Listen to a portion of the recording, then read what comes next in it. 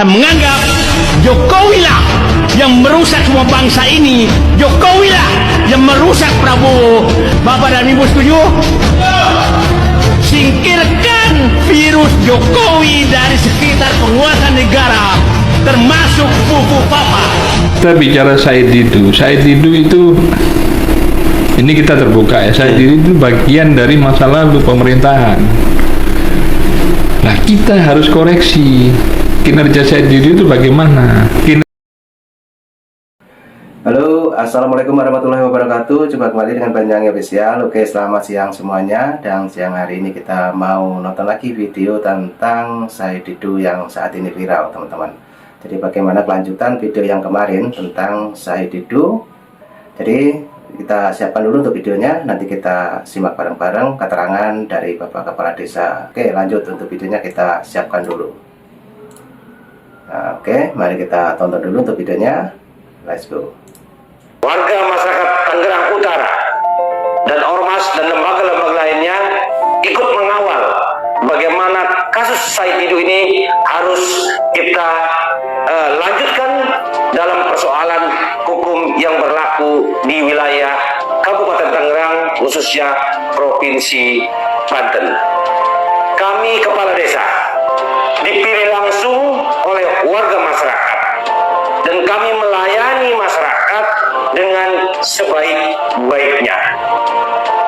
Dan itu pun pemberitaan yang dibicarakan oleh Pak Said Didu itu beritanya sangat tidak benar. Yang pertama, kepala desa dituduh memaksa warga menjual tanah ke pengembang. Menariknya contoh begini, bahwa para desa memang kelihatannya sudah tanda kutip terbeli oleh proyek sampai sudah merubah namanya Kampung Adidaya Pik 2. Aneh sekali bahwa tanah rakyat belum dibebaskan, sudah ada nama Pik 2 di desa tersebut. Yang kedua, menggusur warga masyarakatnya terhadap masyarakat yang digusur semena-mena, tidak dimanusiakan. Nah, ini yang menjadi persoalan yang membuat kami para kepala desa, warga masyarakat, tokoh agama dan tokoh masyarakat merasa sakit hati karena kami sebagai kepala desa sifatnya melayani masyarakat yang ada di wilayah Tangerang Utara. Saya berharap kepada Bapak pihak kepolisian terus mengusut tuntas kasus ini agar Tangerang Utara bisa tentram, nyaman, dan kondusif. Terima kasih. Assalamualaikum warahmatullahi wabarakatuh. Kalau kita bicara Said Didu itu, ini kita terbuka ya, Said Didu itu bagian dari masa lalu pemerintahan. Nah, kita harus koreksi kinerja Said Didu itu bagaimana, kinerja kelompok penentang Pak Jokowi itu bagaimana di saat memegang jabatan sebelum Pak Jokowi menjabat presiden. Apakah sudah berhasil menghantar Pak SBY itu mencapai kesempurnaan dalam mengelola negara, dalam memimpin sebuah negara Republik Indonesia. Lah, ini saya katakan bahwa orang-orang ini adalah orang-orang yang memang sangat tidak nyaman Pak Jokowi menjabat sebagai presiden. Karena Pak Jokowi itu adalah orang yang fokus, ikhlas, kerja nyata. Dan terbukti selama ini, selama 5 tahun pertama hingga 5 tahun kedua, nyata kerjanya.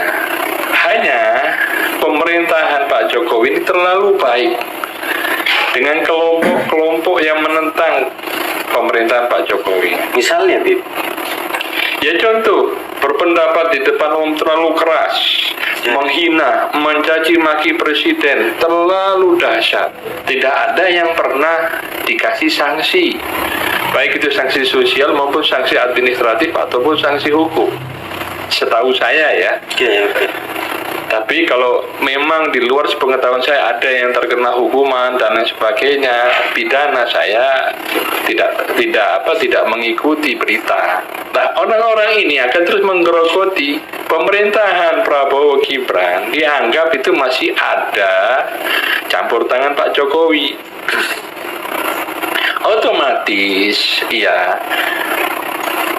pemerintahan Prabowo Gibran berkomitmen melanjutkan estafet pemerintahan Pak Jokowi untuk apa? Program pembangunan jangka panjang dan jangka menengah. Sekarang kalau Mas Gibran dicalonkan sebagai wakil presiden dan terpilih, apakah salah? Apakah ini dikatakan politik dinasti? Setiap anak muda punya hak yang sama untuk dicalonkan ataupun mencalonkan sebagai seorang pemimpin. Tergantung apa kualitas dan kemampuan kepemimpinannya. Nah, Mas Gibran ini adalah seorang anak muda yang punya karakter kepemimpinan yang baik. Kita jangan persoalkan Mas Gibran anak Pak Jokowi. Jangan. Takdir Allah itu menyatakan bahwa Mas Gibran seorang pemimpin. Kenapa saya bilang takdir Allah? Karena ada usaha untuk menjadi pemimpin. Karena ada genetika menjadi seorang pemimpin. Jangan kita katakan bahwa Mas Gibran itu menang sebagai wali kota Solo karena dibantu oleh Jokowi sebagai seorang presiden. Enggak. Karena Pak Jokowi meninggalkan kebaikan untuk warga masyarakat Solo. Sehingga warga masyarakat Solo rindu kepemimpinan Pak Jokowi. Maka anaknya tidak tahu mungkin dicalonkan atau menyalonkan. Anaknya maju sebagai calon. Terpilihlah. Terbukti pembangunan di Solo bagus, mewarnai pembangunan di seluruh Jawa Tengah, dijadikan toladan Mas Gibran.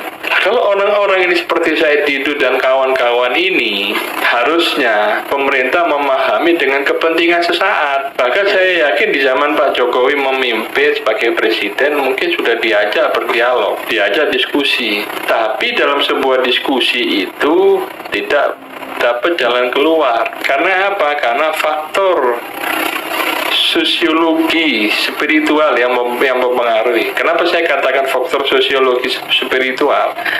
Karena di sini muncullah kelompok yang khas yang saya curigai sebagai kelompok oknum yang ikut dalam pengasuhan khilafah. Kenapa bisa bilang begitu? Ya karena jelas realita pemerintah Pak Jokowi jujur dan ikhlas untuk mengabdi sama rakyat. Pembangunannya jelas, arahnya jelas, dan dilanjutkan oleh Mas Gibran sama Pak Prabowo. Dan selama Pak Jokowi itu menjabat sebagai presiden, banyak diganggu sama mereka. Dan terbukti mereka ini menggalang opini di masyarakat tidak pernah berhasil. Mereka itu menjalankan faktor egoisme semata. Hanya ingin membuktikan kepada dunia luar, kepada dunia nasional bahwa mereka mampu untuk menaklukkan pemerintah supaya nurut pemerintah itu sama mereka. Mereka seakan-akan menjadi dewa penyelamat bangsa. Padahal mereka ini apa? Mereka menjual atas nama rakyat. Sebetulnya kalau saya katakan karena terganggu atau tidak, buat pemerintah tidak ada artinya. Kenapa saya katakan demikian? Karena kelompok ini adalah kelompok yang sekedar mengaktualisasikan dirinya sebagai pembela rakyat. Padahal ternyata rakyat tidak pernah terbela. Rakyat tersisihkan. Saya pelaku di pedesaan, di pedalaman. Saya melihat masyarakat biasa-biasa saja. Tidak terpengaruh dengan hal-hal propaganda seperti ini di media. Karena apa? Rakyat yakin bahwa pemerintah tetap konsisten berkhidmat kepada rakyat. Yang buktinya yang diperjuangkan atas nama rakyat tidak terpengaruh. Rakyatnya tidak terpengaruh. Di masyarakat perkotaan di Jakarta, rakyat sudah jenuh, masyarakat sudah jenuh dengan keributan. Nah, soal Said Didu dan kawan-kawan, ini kan kelompok-kelompok seperti ini kerap selalu tadi sudah disampaikan mengganggu jalannya pemerintahan. Kira-kira menurut Bib, bagaimana cara mereka membangun opini sampai hari ini mereka bisa bertahan untuk melawan pemerintahan hari ini? Ya, sebetulnya mereka membangun opini itu dengan meyakinkan secara paksa kepada pendengarnya, pembacanya, bahwa kondisi sulit, kondisi kesemenang-menangan Jokowi melahirkan apa? Kesengsaraan, kemelaratan. Yang melarat siapa? Kalau kita katakan rakyat melarat, rakyat juga tidak terlalu susah. Rakyat ini selalu dilindungi sama Allah. Karena apa? Keikhlasan pemerintah dalam apa? Mendampingi rakyat, mewujudkan rakyat untuk memberikan jalan rakyat makmur, jalan menuju kemakmuran maksud saya. Dan rakyat selalu bersyukur. Sesusah-susahnya rakyat masih ada jalan rezeki yang diberikan oleh Allah SWT. Jadi rakyat sendiri tidak mau ribut, tidak mau rame, mau yang damai-damai saja. Rakyat maunya damai-damai saja. Ya. Dan harus diakui bahwa Allah memberikan jalan rezeki bagi rakyat Indonesia. Dan lebih bagus percaya kepada siapa? Kepada pemerintah apa kepada tokoh-tokoh seperti Said Didu dan kawan-kawan ini? Ya pasti kan percaya sama pemerintah. Yang membela rakyat kan pemerintah. Opini di rakyat seakan-akan pemerintah itu semuanya opininya negatif. Setelah dibuktikan tidak ada opininya negatif. Masa pemerintah Jokowi itu kejam terhadap rakyat, tunduk kepada oligarki? Kan tidak mungkin. Lah ini jahat, opininya jahat. Itu yang bilang memaksa itu ya? Memaksa. Seakan-akan negara tidak bisa mengelola keuangannya. Seakan-akan dan seakan-akan. Jadi dalilnya seakan-akan. Seakan-akan. Iya. Iya. Loh, kalau kita pertanyakan secara hati ke hati kepada Ibu Sri Mulyani, kepada Pak Erlangga Hartarto, dan kepada pakar pegawai ekonomi yang bertugas membantu pemerintah, ya nuraninya beliau-beliau ini kan untuk bangsa dan negara, untuk rakyat, untuk membela rakyat. Tidak mungkin beliau-beliau ini salah jalan dalam mengelola kementerian yang dipimpinnya. Hari ini juga ada isu kelompok 212 yang sampai ke aksi reunian yang sudah 4.11 ya. Sudah banyak sekali itu 4.11 itu. Apakah sudah lihat sudah melenceng dari tujuan awal pembentukannya atau masih konsisten mereka dalam rel yang mereka perjuangkan? Jauh melenceng. Tujuan awal dibentuknya pun sudah melenceng. Pelaksanaannya sudah melenceng. Karena ini tidak membawa maslahat. Maslahat untuk umat Islam, maslahat untuk rakyat. Yang muncul adalah faktor kelompok-kelompok tertentu. Saya bisa katakan yang muncul adalah faktor kelompok pengasuh khilafah. Yang tujuannya apa? Mengadu domba. Kalau boleh saya jujur, ya, pemerintah itu sangat sayang dan peduli terhadap hubungan harmoni kebangsaan. Sangat menjaga toleransi lintas umat beragama. Pemerintah tidak mau bermain-main untuk mengaduk-ngaduk agama Islam. Karena sebagian besar kabinet pemerintahan Jokowi itu Muslim. Ini saya bicara untuk kebaikan. Ya.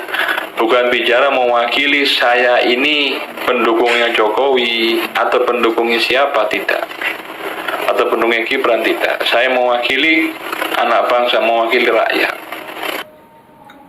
Nah, oke teman-teman, itulah tadi penjelasan dari Bapak Kepala Desa juga mengenai Said Didu ya teman-teman ya. Jadi itulah juga ada sedikit keterangan-keterangan yang didapatkan dari bapaknya yang baru saja menerangkan begitu detail tentang Said Didu. Dan kemungkinan teman-teman punya saran dan kritik tentang Said Didu, silakan tulis di kolom komentar saya. Dan nanti juga ada video lagi, tetap di Banyuwangi Official. Dan saya ucapkan terima kasih semuanya. Ambil hikmahnya, juga tunggu Said Didu yang video berikutnya. Oke, terima kasih. Assalamualaikum warahmatullahi wabarakatuh. Sampai jumpa. Thank you.